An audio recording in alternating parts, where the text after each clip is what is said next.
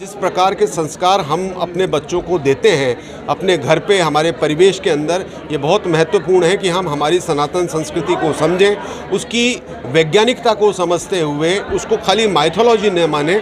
और इसके लिए हमारे जो पदाधिकारी हैं उनसे हमने आग्रह किया है कि इसको एक अभियान के रूप में लें और प्रत्येक परिवार के साथ जुड़ के और हमारी जो मूल धरोहर है, हमारी जो सांस्कृतिक पहचान है, उस सांस्कृतिक पहचान की रक्षा के लिए एक कार्यक्रम का सूत्रपात करें।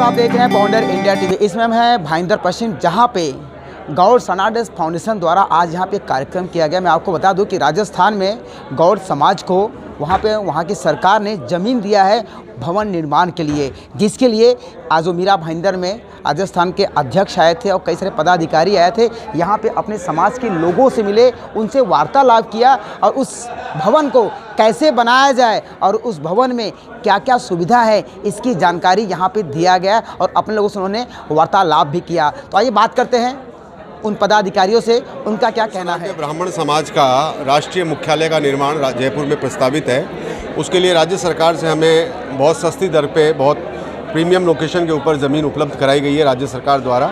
और आज उसी संबंध के अंदर मुंबई महाराष्ट्र के जो प्रबुद्ध जन हैं उनसे संवाद का कार्यक्रम हम लोगों ने किया।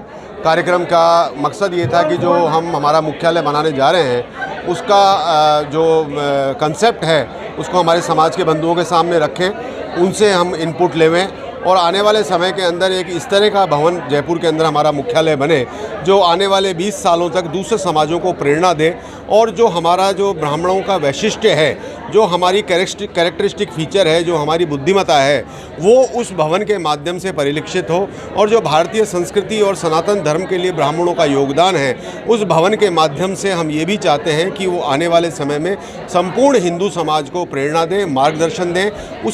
उसी संबंध के अंदर आज ये एक समन्वय की बैठक यहाँ रखी गई थी। और साथ ही साथ हमारी महाराष्ट्र इकाई के जो नवनियुक्त अध्यक्ष हैं सीए गोपी किशन जी, उनको आज नियुक्त किया गया। माननीय पवन जी को आज हमने नियुक्त किया महामंत्री के रूप में। तो महाराष्ट्र इकाई का भी फॉर्मली हम लोगों ने गठन किया, आप ये कह सकते हैं कि विस्तार किया। और मुख्य रूप से हमारे जो परिवार के सदस्य, हमारे गौड़ सनाड्य ब्राह्मण, उनके साथ बैठ के हमने हमारी भविष्य की योजनाओं पे चर्चा की। ये ऐसा है, जहाँ तक मैं आपके सवाल के दो पहलू हैं।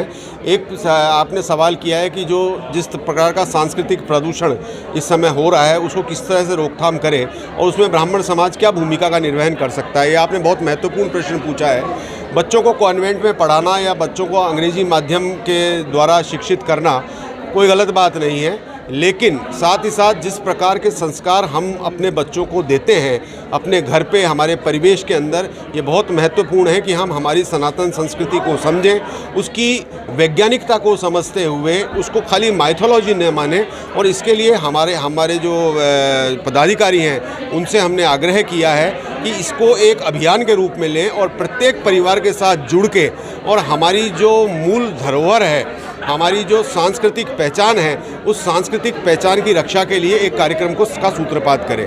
दूसरी बात आपने कही कि भाई महाराष्ट्र में या मुंबई के अंदर ब्राह्मण समाज के विषय में आप लोग क्या करने जा रहे हैं, तो इसमें मेरा आपसे निवेदन है कि गौड़ समाज मुंबई का पिछले लगभग 25 सालों से बहुत सक्रिय कार्य कर रहा है। वैवाहिक परिचय सम्मेलन के माध्यम से प्रत्येक साल बहुत बड़े बड़े आयोजन यहाँ बम्बई में हो रहे हैं। और अब गौड़ समाज का ये एक अभियान जो हमने शुरू किया है, तो हमारे राष्ट्रीय मुख्यालय जब जयपुर में बन जाएगा तो फाइनेंशियल कैपिटल बॉम्बे में भी हम चाहेंगे कि हमारा एक भवन हो और उस भवन का हम विस्तार पूर्वक विचार करेंगे। यहाँ की जो राज्य सरकार है मुझसे मांग करेंगे और यहाँ की राज्य सरकार से मांग करके ज़मीन लेंगे। हमारा समाज सामर्थ्यवान समाज है, समर्थ समाज है और किसी भी प्रकार का भवन बनाने में सक्षम समाज है। तो हम बम्बई के अंदर भी निश्चित रूप से इस परियोजना के बाद में बम्बई और दिल्ली दोनों जगह के ऊपर हमारा भवन बनाने का राजस्थान सरकार ने एक प्लॉट अलॉट किया है, वहाँ पर हम ब्रह्म चेतना एक भवन बनाएंगे और उसके में समाज के सब लोगों को जोड़ेंगे उसमें। और हर आदमी का उसमें श्रद्धा अनुसार कंट्रीब्यूशन होना चाहिए। वो एक मिनिमम अमाउंट डिसाइड करेंगे, समझो 1100 रुपये, 21 रुपये, ऐसा उससे लेकर के वो उसमें हर आदमी का कंट्रीब्यूशन होना चाहिए और हर आदमी का ओनरशिप होना चाहिए। वो भवन में हर आदमी को ये लगना चाहिए कि मेरा भी इसमें कंट्रीब्यूशन है और मैं भी इसमें, मेरा योगदान है। युवाओं के लिए इस भवन में जो हम 30 कमरों का निर्माण कर रहे हैं, वो अगर अध्ययन के सिलसिले में या परीक्षा देने के लिए जयपुर राजस्थान में आते हैं तो इस भवन में उनको निःशुल्क रहने खाने की व्यवस्था सारी रहेगी। और ये भवन नहीं बन रहा है, ये हमारा गौड़ सनाटे ब्राह्मणों का कंट्रोल रूम बन रहा है पूरे भारत का।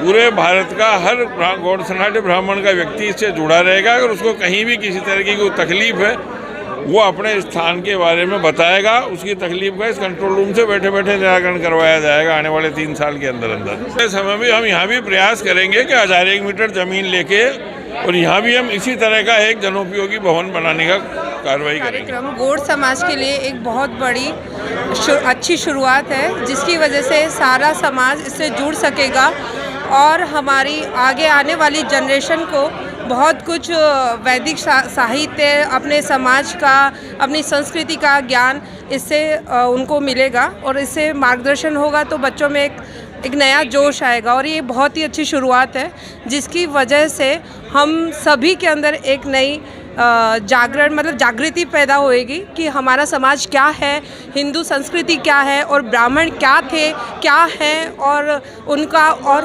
है। लेकिन इसकी शुरुआत अपने घर से होनी चाहिए। जब बच्चा अपने घर में अपनी माँ को वो सब चीज़ें फॉलो करते हुए देखता है, मतलब एक ब्राह्मण संस्कृति में जो भी है, हमारे शास्त्र जो भी है, उनका अगर अपन छोटे छोटे रूप में बच्चे की जो उम्र होती है उसके हिसाब से उसे सिखाते जाएंगे तो वो बच्चा निश्चय ही उस चीज़ों को ग्रहण करेगा और उसमें एक नई जागृति आएगी और उसे पता चलेगा कि हम कहाँ चले गए और हमें कहाँ जाना चाहिए। सनाटे फाउंडेशन का जो है कार्यक्रम मुंबई में पहली बार हुआ है ऐसा, जो भवन का आवंटन मिला है उसके बाद जगह का, उसके बाद में तो ये शुरुआत है। अभी यहाँ से आगे हम लोग गोरेगांव में करेंगे, फिर थाना में करेंगे, उल्लासनगर में करेंगे, हर जगह ऐसा कार्यक्रम रहेगा। और भाईंदर में स्पेशल इसके लिए किया है कि सबसे ज़्यादा गौड़ ब्राह्मण यहाँ भाईंदर में ही है। और दूसरी बात यह है कि भाईंदर में भी हम जल्दी ही अगर अच्छे लोगों को मिलके एक भाईंदर में आपको कम से कम 3 साल में एक भवन देखने को मिलेगा हमारा गौड़ ब्राह्मणों का। हम लोग ऐसा एक चेष्टा रखेंगे क्योंकि पूरी मुंबई का एक भाईंदर में ही अच्छा कोई भवन बन सकता है और हम लोग उसकी पूरी चेष्टा में रहेंगे और करेंगे। ब्राह्मण संघाढ़ समिति की तरफ से जो राजस्थान में करीबन 1500 गज ज़मीन मिली है, वहाँ पर एक चेतना केंद्र बन रहा है जो पूरा ऑर्गेनाइजेशन का हेडक्वार्टर होगा। और ये बड़े गर्व की बात है सनातन सबके लिए, सनातन धर्म के लिए और ख़ास तौर से गौड़ संघाढ़ ब्राह्मणों के लिए जो एक चेतना भवन वहाँ पर बनेगा। आज की सबसे ज़्यादा महत्वपूर्ण चीज़ें हैं और ज़रूरत भी है कि हर एक माता पिता को अपने बच्चों को ये शिक्षा देनी देनी चाहिए।